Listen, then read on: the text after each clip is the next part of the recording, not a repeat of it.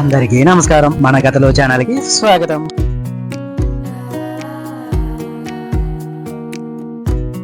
కాలం మన చేతుల్లో ఉండకపోయినా మన గతి మాత్రం కాలంతోనే నడుస్తుంది. ఒకసారి ఒక చిన్న పట్టణంలో ఆది అనే యువకుడు ఉండేవాడు. అతను ఎప్పుడు తనని తాను నా అదృష్టం ఎప్పుడూ నన్ను వదిలేస్తుంది, నాకు మంచి జరగదు అనుకుంటూ ఉండేవాడు.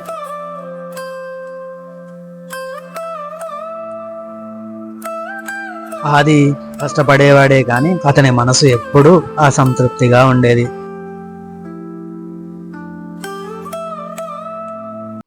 ఒకరోజు ఓ వర్షపు సాయంత్రం అతను ఒక పాడుబడిన ఆలయం దగ్గర నిలబడి వర్షం ఆగే వరకు వేచి చూస్తున్నాడు.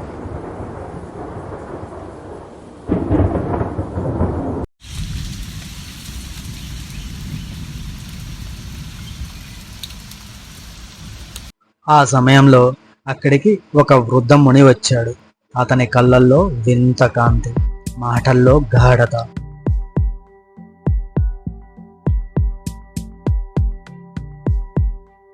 ఆ ముని ఆదితో, నీ అదృష్టం మార్చుకోవాలనుకుంటున్నావా బిడ్డ అని అన్నాడు. ఆ మాటలకు ఆది ఆశ్చర్యపోయి, అవును తాత, నా జీవితం ఎప్పుడు నన్ను పరీక్షిస్తుంది, దాన్ని మార్చుకోవాలంటే ఏం చేయాలి?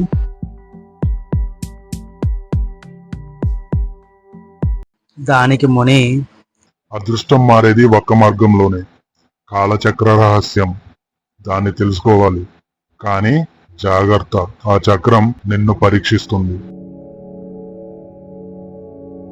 ఆది ఆలయం లోపలికి వెళ్ళాడు. అక్కడ ఒక ప్రకాశించే చక్రం కనిపించింది. అది గాల్లో తేలుతూ తిరుగుతూ ఉంది.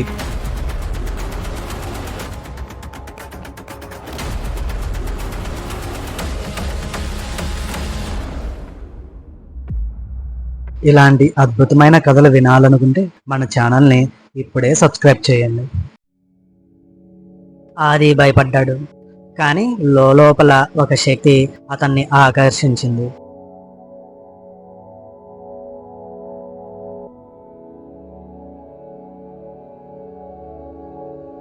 ఆది ఆ చక్రం తాకిన వెంటనే కాలచక్ర ప్రవేశం జరిగి అతను గతంలోనికి ప్రవేశించాడు. ఆది ఒక రాజభవనం మధ్యలో నిలబడ్డాడు. అక్కడ రాజులు, యోధులు కత్తులు పట్టుకొని యుద్ధానికి సిద్ధమవుతున్నారు.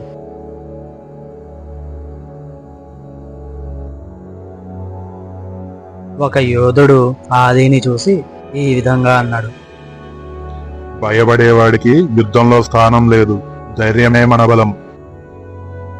ఆది ఆ సంఘటన ద్వారా గతం మనకు ధైర్యం నేర్పుతుంది అని గ్రహించాడు.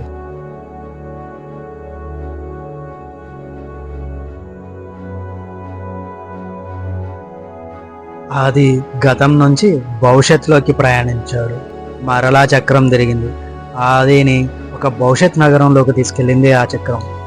అక్కడ కార్లు ఎగురుతున్నాయి, యంత్రాలు అన్నింటినీ నియంత్రిస్తున్నాయి. కానీ మనుషులు రోబోట్లకు బానిసలుగా ఉన్నారు. ఒక చిన్న పిల్లవాడు ఏడుస్తూ అన్నాడు, అమ్మా, మనుషులు ఎందుకు రోబోట్ల మాట వినాలి?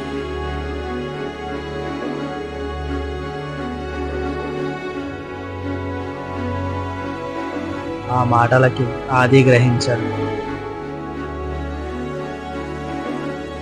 భవిష్యత్తులో మనుషులకు మానవత్వమే అసలు బలం అని గ్రహించాడు.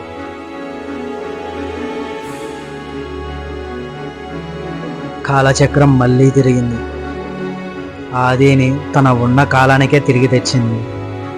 కానీ ఆలయంలో మంటలు చెలరేగాయి. ఒక చిన్న పిల్లాడు లోపల చిక్కుకుపోయాడు.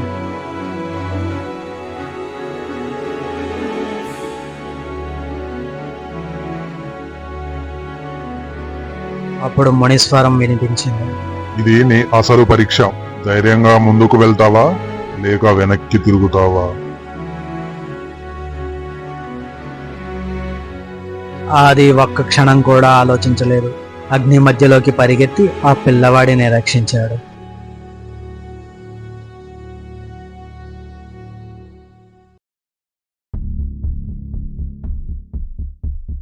అప్పుడు కాలచక్రం నెమ్మదిగా మాయమైంది. ఆదిలో అప్పుడు మిగిలింది ఒక్క శాంతి, ఆ పిల్లవాడి చిరునవ్వు, ఆదిలో కొత్త ధైర్యం.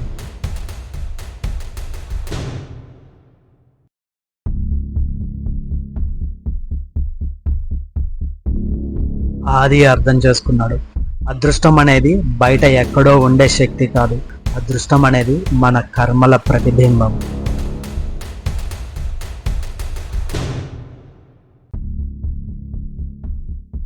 మనం చేసే ప్రతి పని కాలగడియారం లాగా తిరుగుతూ మనకే తిరిగి వస్తుంది.